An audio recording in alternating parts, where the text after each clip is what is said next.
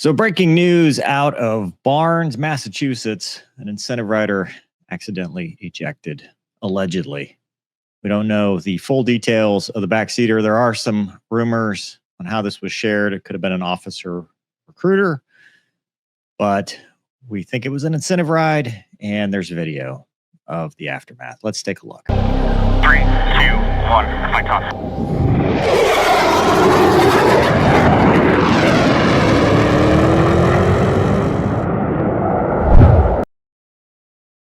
So fellow Airwolf connoisseur, the new Area 51, shared a tweet or an X, I don't know what you call it now. Says that video and ATC from yesterday, backseater of Rambo 01, F-15D from the 104th Fighter Wing at Massachusetts Air National Guard, ejected accidentally while taxiing back after an alleged incentive flight at Westfield Barnes Airport, Massachusetts. Backseater survived and the runway was shut down. You can see the cockpit canopy. So we'll take a look at the video. From what I understand, the backseater is okay, expected to make a full recovery. So we're thankful for that, but now we can watch knowing that it's just buffoonery, I guess. We had a pilot eject. Please shut down the runway. Yeah, we are not going to use 20. Over runway 20. PCAS. I'm on the airfield. All right, so make the call. A-firm for a ground emergency. Roger. Birdman, you got Siegel on the line. You all right? Yeah, Rambo 1's okay. Mobile at Fire Department Access Road, looking to head north on Bravo. North. Cardinal, proceed north on Bravo. Fire has been notified. Yeah, as long as you're conflicted, I would make sure you don't do it too early because you need to make sure there's a crew there that can chalk you up and all that. So.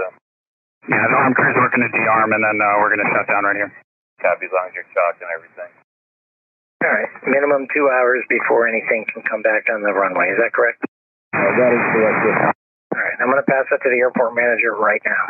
Copy that, I appreciate it. We had a pilot eject. So there you can see missing a canopy. That's probably bad. And then you can hear him talk about he's going to go to de-arm and he's taxiing clear. So this pretty much is after landing. There's the canopy. I wonder how much damage that did landing on top of the spine like that, because that thing is not light at all. And then you can see the poor backseater with their parachute right there and crawling in the grass. I don't know what the decision matrix was for the pilot as to whether to stop, shut down right there, or taxi clear.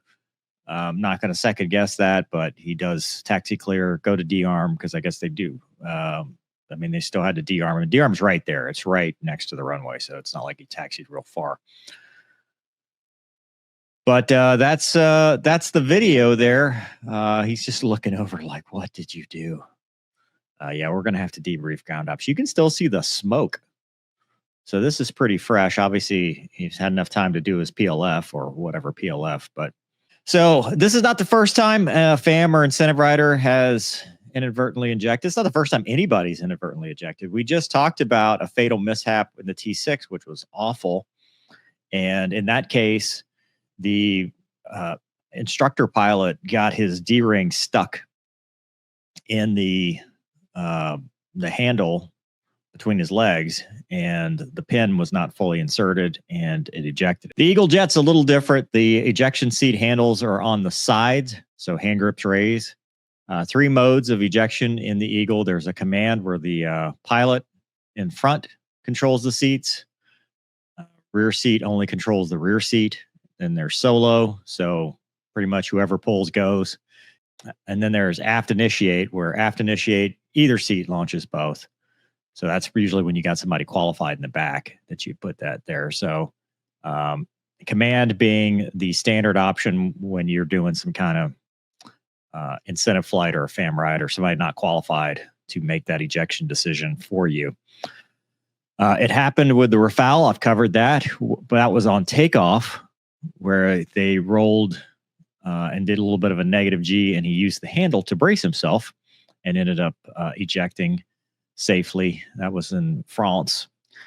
This is, something that happens with There's been T6s where they've pulled the canopy fracture system. There's been T-37s. I've heard stories of FAM riders ejecting. Now that one didn't have a 0-0 seat, so that's much worse. We've talked about various different kind of there's a famous Tomcat video or picture where the inadvertent ejection happened. It's just something that happens with ejection seat aircraft. And at this phase of flight, it might be a little early because they were still on the runways, right? They're talking about taxiing clear.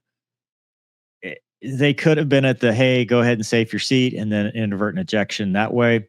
It could have been something got caught on one of the hand grips. Although unlikely with the way that's designed, it's possible. He may have misunderstood. An investigation, this is obviously going to be a mishap, but it's a violent event. So, he's probably, if he wasn't expecting it, he or she, I don't know if it was a man or a woman, but if they weren't expecting it, you're looking around. When you're ejecting, you want to be in a good body position because that limits the amount of spinal injuries you could receive. So that by itself, if you're not expecting it, can cause severe injuries. And then the parachute landing fall, the PLF, we kind of talk about it with our incentive flyers, but we don't really, I don't think it's thorough. It's definitely not as thorough as what you get as a flyer. So, if he wasn't expecting an ejection, goes through the sequence, which is very violent, high Gs, and then lands, you're talking injuries from the ejection itself and injuries from the PLF. So, that's tough. People have also talked about, will this ruin incentive flights? No, incentive flights have always had issues. When I first started flying the F-16, one of the hot button issues was a guy down in Key West had died because he didn't know how to work the oxygen system and suffocated in the back seat like that and died. And that was, every time I did an incentive flight, I've done many. They were one of my favorite things to do because typically incentive flights, so there's incentive and FAM. Incentive flight this is a dedicated mission because you did something cool or you were somebody special or something like that. So maybe if this was officer recruiter, as the initial report suggested, maybe they recruited a bunch of officers, did a, field grade officer, CGO of the quarter, or got some kind of award, and this was the incentive for that. But the incentive flight is a dedicated flight. You're just going out with that one jet and doing something non-mission related, aerobatics, pull 9Gs, do a low level, stuff like that. FAM, familiarization flights, are usually with somebody who's qualified or could be qualified in the back seat, and you're doing an actual mission, and they're riding along to observe. So that's the kind of differentiation between the two. So incentive flight this is dedicated for you. FAM flight is you're just riding in the back seat on something that's already going to happen. I know a lot of people say should have been a maintainer in the back because they deserve it more. I agree. Maintainers deserve all of the incentive flights. I wish we could do more, but also the reality is they use incentive flights for awards and other things not related to ops and maintenance. So, it's not unusual that they would do this, and also celebrities and stuff like that too. But I agree. Maintainers work their asses off to do stuff like this. And now some poor maintainer, aircrew flight equipment as well.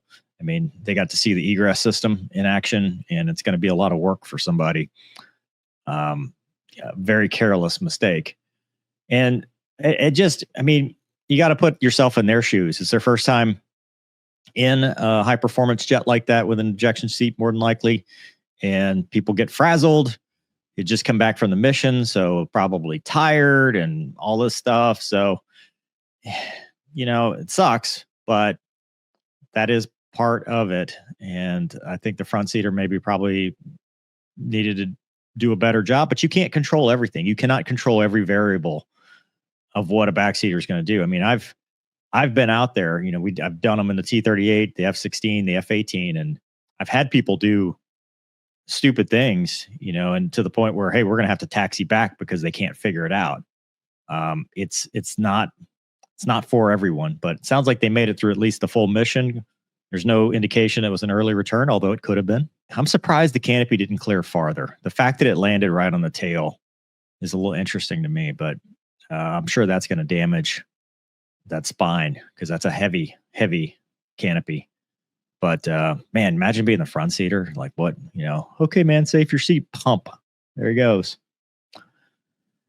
It's just a long sigh, but he did a good job getting a D-arm shut down there, and then they'll figure it out from there, getting clear of the runway. Because I'm sure he probably cleared the runway because there were still other aircraft landing, and he didn't want to shut it down, although it did shut it down because, well, there's a guy in a parachute right there, and you could see he's crawling around. He was in some pain. So hope he has a speedy recovery. But yeah, that's embarrassing. Probably going to have a call sign. Probably not going to get another incentive flight after that. Hopefully this doesn't cause any, knee-jerk rules or anything like that. Because, I mean, you can brief. You can do as much. You can do training. You can brief all day long. But sometimes stuff like this just happens. It's the dangers of being in the fighter business with a hot seat. Anyway, let me know in the comments what you think. Hope you guys enjoyed this episode. Thanks for watching. See you next time.